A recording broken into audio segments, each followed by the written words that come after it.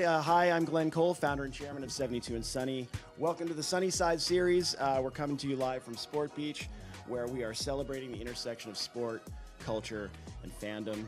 I'm joined here by one of my friends, and I will say idols from my track days, the great Michael Johnson. We're so happy to have you here. Thanks, man. Appreciate it. Good to be here. Right on, man. Well, welcome back, first of all, and it's always great to say welcome back to somebody, meaning you helped authenticate and validate Sport Beach in year one, 2 years ago. And as I recall meeting you then, you had big news, which was I'm putting together a new vision for track and field. In fact, I think I even said, oh man, it feels like track could use a boost. I said, well, actually, I'm working on something right now. I think those are the words. So we're going to talk. That was it. Exactly. So, and congrats. Now we've just wrapped season one. So tell us what's got you most excited about being not just in Cannes, but at Sport Beach for season 3. Yeah, I mean, look, everybody's here. You come here, you see people that you needed to talk to, and you didn't know that you needed to talk to them until you bumped into them, and you just start having a conversation like, yeah, that's exactly what I needed. I needed to talk to that person, or listening to a lot of the panel discussions, a lot of the chats, you sort of, hearing some unique perspectives on, how others are navigating just a really uncertain time, and navigating, where we're trying to go with sport, where we're trying to go with entertainment, where things are, sort of trending. And it informs a lot of my ideas on, how I, go about what I'm trying to do. Amazing. It's hard when you're an entrepreneur because you have ideas after ideas. You can't do them all. Yeah, I'm sure you're learning that. You got to keep the main thing. But at the same time, there's lots of really cool stuff happening. And like, can that be additive to what I'm doing? Is there a place for that? And some, like that's a really cool idea, but wish we could do that, but that's not for us, Right. Yeah. Well, let's stay there on Grand Slam track. So you wrapped season 1. Congratulations, wrapping season 1, year 1, first thing of your venture. A lot of people can't even get that off the ground when they have an idea, so my hat's off to you. Thank you. What were your major takeaways? And then I'll probably build on that. What did you learn? Yeah. So, the major takeaway, which is absolutely number one, what we wanted to figure out this year in this first season is there truly a market for this? Yeah. Is that latent fan base that we think is sitting there that watches this sport every 4 years during the Olympics and is just captured by it?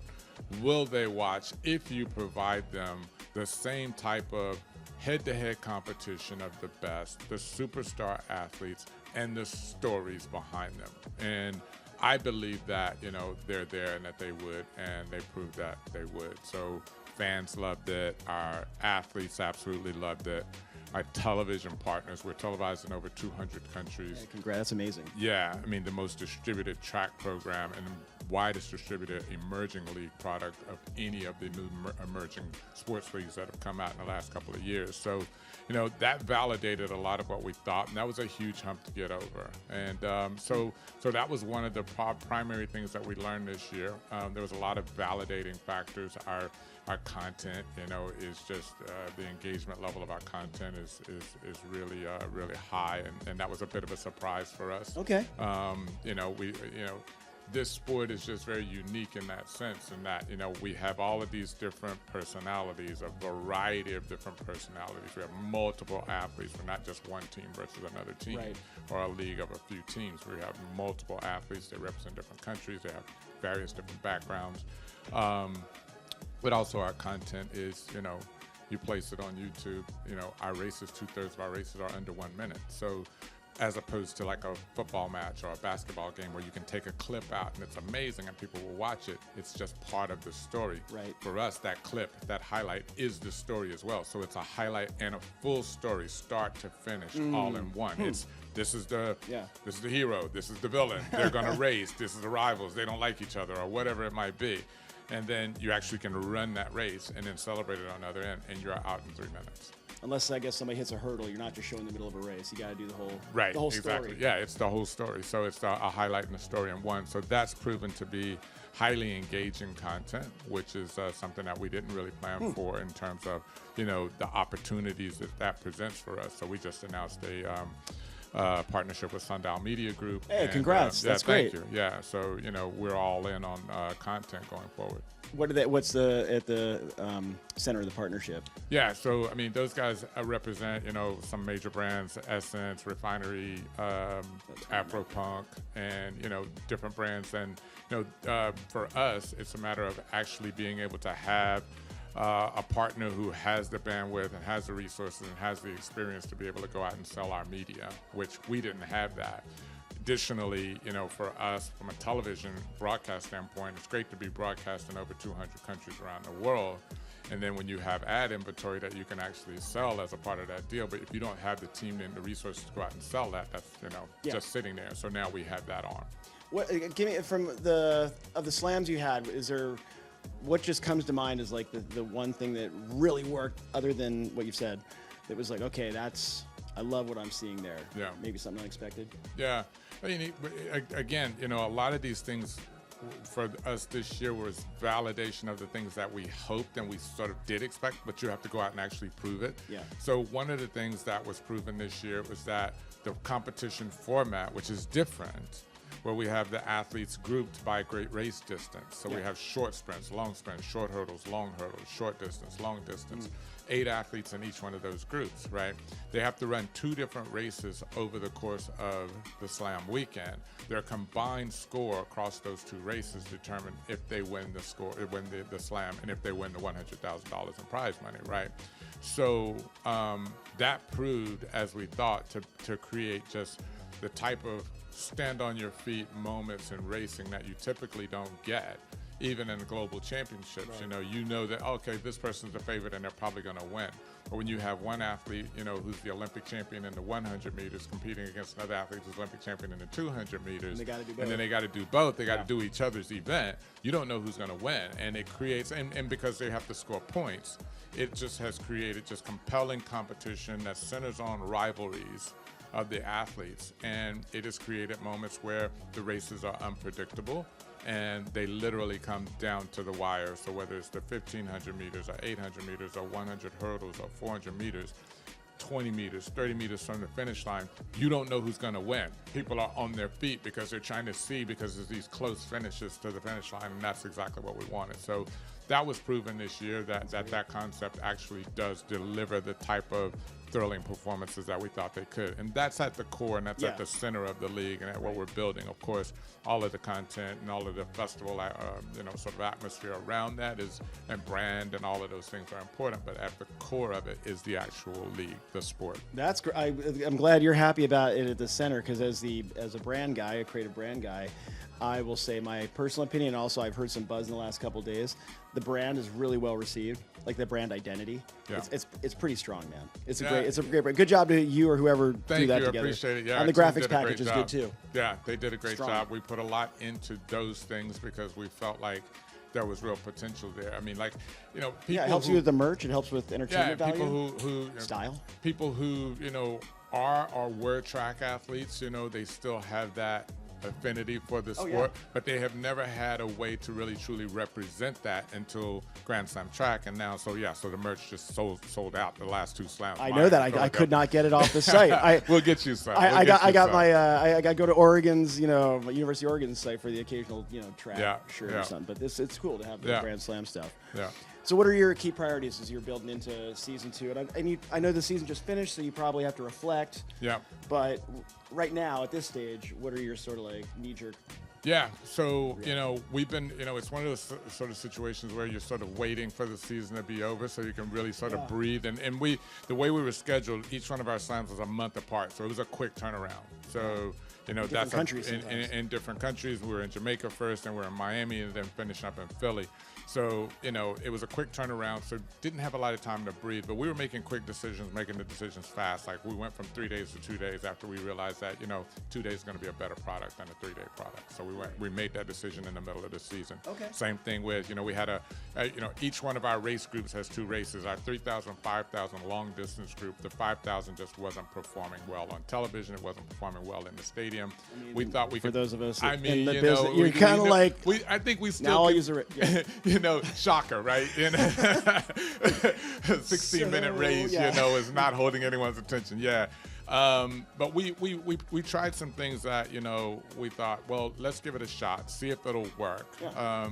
Because that long distance group can draw in a lot of Yeah, that there's casual a lot of runner, people you do it, know, it's and great people, talent. yeah, and people identify with it. So we made the choice to drop the 5,000 in the middle of the season. So we Okay. made some decisions in the season. Now that we're done, now we can spend the time that we really need to, you know, sort of reflect on everything that we learned, see what's going on, you know, what the response was from, you know, fans, athletes as well.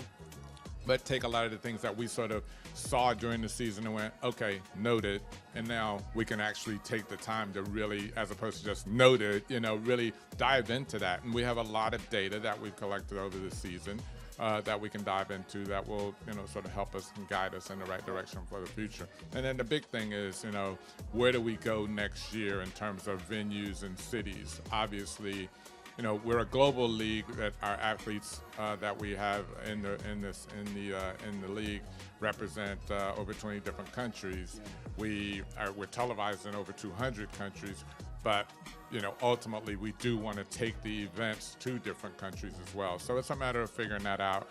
How many events next year? When do we expand? Is next year the time to do that or not? And of course, fundraising, which you're always doing as a startup.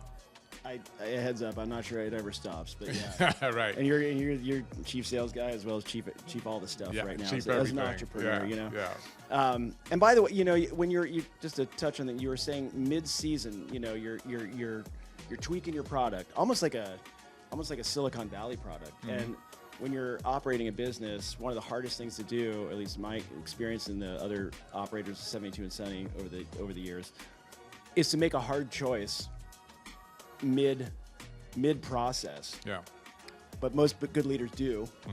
Mm-hmm. Was it hard for you to make that, you know, after one slam or two slams, okay, we're taking something out after you'd been planning on it for, you know, so long? Or is it natural to you? It's hard, but it's natural because I expect hard things to be hard. You know, There you go. I mean, It's a good lesson. So yes, it's hard because you're like, okay, you know, we're not going to know if this works or how it's going to be received until after we decide to, you know, to actually do it. And, you know, but when there's consensus around the table with the team that, yeah, we think this is the right way to go, then why wait? Let's go. We know what we need. You know, we know as much as we're going to know. You know, and so why wait? Let's go. You know, so that's the approach we took. I mean, you do have to be careful with that. Look, you know, you can't just be, you know, making decisions and just, you know, sort of going with your gut, even if everyone is aligned. But when it feels like this is the right way to go, and you sort of weigh the consequences of, you know, a potential, you know, bad decision on that, you know, you start to also just think about it from the standpoint of, okay, well, let's actually pre-mortem this as opposed to post-mortem this. Let's pre-mortem this and play out, okay, if this ends up being the wrong decision, right? How bad can it get, you know, and what might be the consequence, and how would we handle that, and do we think we could handle that? I think we could. Okay, well then let's make the decision. Pre-mortems is a great principle. Good Yeah. one. You had some cool brand sponsors already in year one, which is hard to do. So what did you learn from some of those relationships?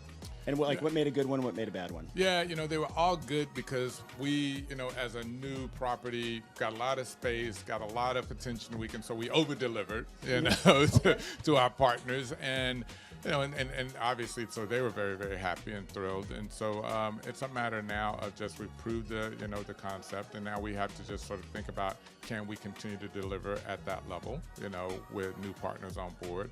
But, you know, also we learned that, you know, as a new property, we have really, without a lot of legacy systems and, you know, sponsorship type of packages and tiers, that we can, you know, sort of, you know, carve out like, you know, hey, how do we want to do this today and with today's market and where sport and entertainment is going and media is going today, as opposed to, you know, having already been in the system, you know, as it has continued to evolve and having to sort of, you know, stay beholden to some of those legacy systems and processes. We don't have those. So that's been really refreshing for our partners. And now we just have to make sure that as we go forward, we're not going to remain new, right? Now we've got to start to establish, you know, the different types of packages and things that, you know, and the way we work with brands, establish that. But we have the ability to still be very nimble.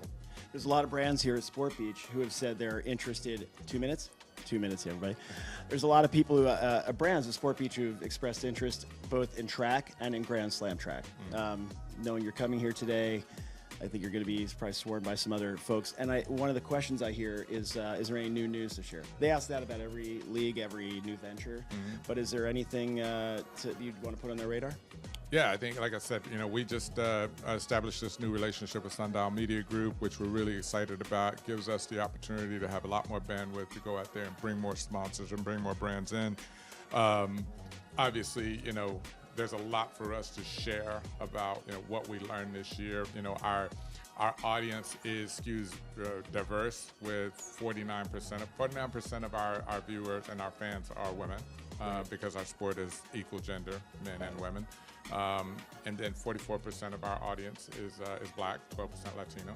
And it skews young as well, with 68% being under the age of 35. So, we have the opportunity with this sport to establish the youngest fan base of any sport, because it's the highest participation U.S. Sport, and at the high school and youth level. But also, people just get it. Everybody's raced before, They've either raced before, or they've watched it, and you get it. It's simple. That's a good pitch. I pitch a lot. That's a good pitch. All right, speed round really quick. Just say whatever comes to mind. Sweet or savory, and why? Sweet. Okay. Why? Just sweet tooth? Sweet tooth, exactly. Yeah. All right. If you could have dinner with anybody on Earth, dead or alive, who would it be and why?